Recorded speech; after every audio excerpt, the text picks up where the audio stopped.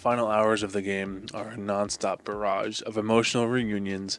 Oh man, and cinematic battles. I can just see. I'm not going to spoil anything. I'm sure this will spoil something, but I can just right in the feels, dude.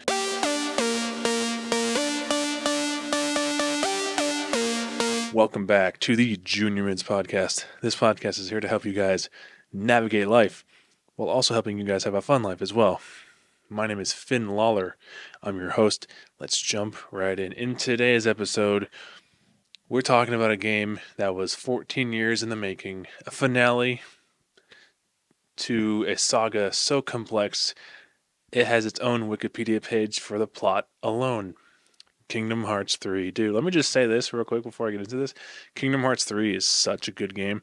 If you haven't played Kingdom Hearts yet, start with the first one and then just see how you like it. It's not everyone's cup of tea, but like I love the series. So Kingdom Hearts 3 especially, I didn't think it would be that good, but it was incredible. So here we go. So after a decade of side stories, spin-offs, and prequels on every console imaginable, fans finally got to see Sora, Donald, and Goofy conclude the Dark Seeker saga against the series' primary villain, Xehanort. But was it worth the wait?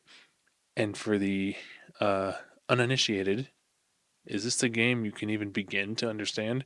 Let's break it down. Here we go. Let's see if I can understand this. First, let's talk about the gameplay. This is where Kingdom Hearts 3 really shines.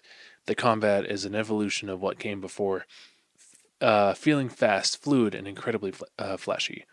Sora's movements are more dynamic than ever, with new abilities like flow motion that let you bounce off walls and zip around enemies.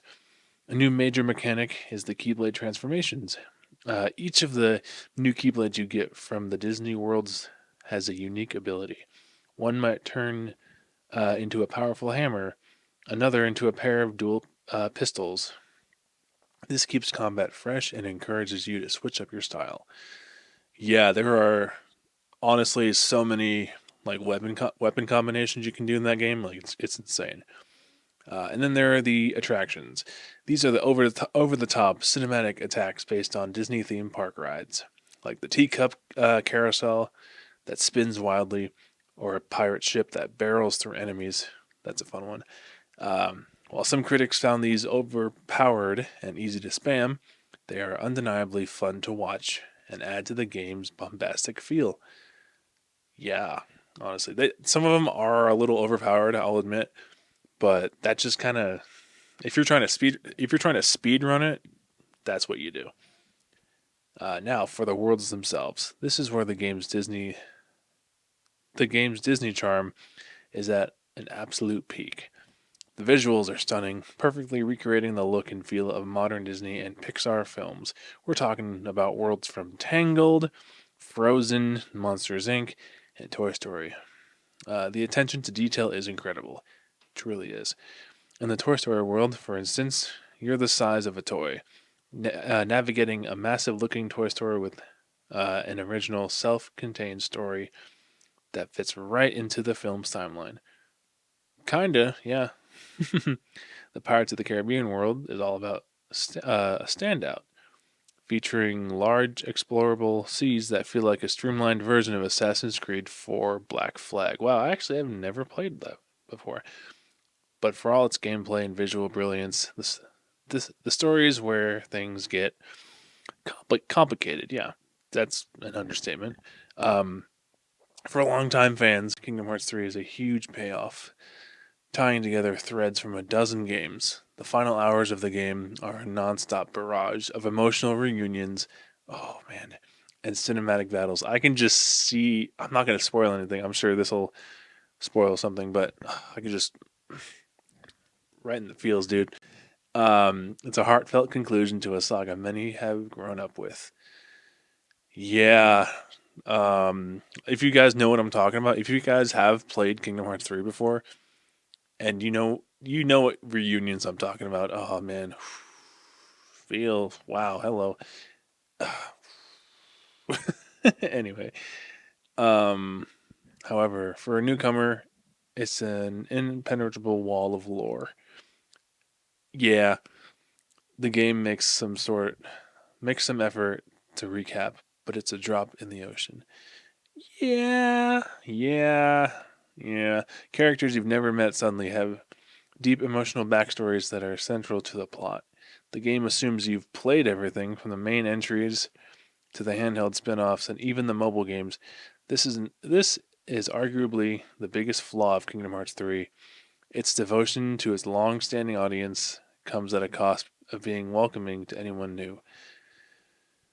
Yeah. The Disney worlds, while beautiful, feel largely separate from the main plot until the very end, making the first two-thirds of the game feel like a series of disconnected, lovely diversions. Yeah, yeah. So where does this leave us, you know? Kingdom Hearts 3 is a game of extremes. Its combat is the best the series has ever seen. The Disney worlds are a triumph of art direction and fan service. It's a love letter to the people who waited over a decade for its arrival. But if you're not one of these people, you're likely to be lost in a sea of convoluted narrative. So, yeah, Kingdom Hearts 3, I still think it's a good game. It's just like I would watch like one of those like Spark Note videos where it explains the whole plot. You don't have to watch it, but I will say Kingdom Hearts 3 is just dude, it's so like the last third of the game, oh, dude.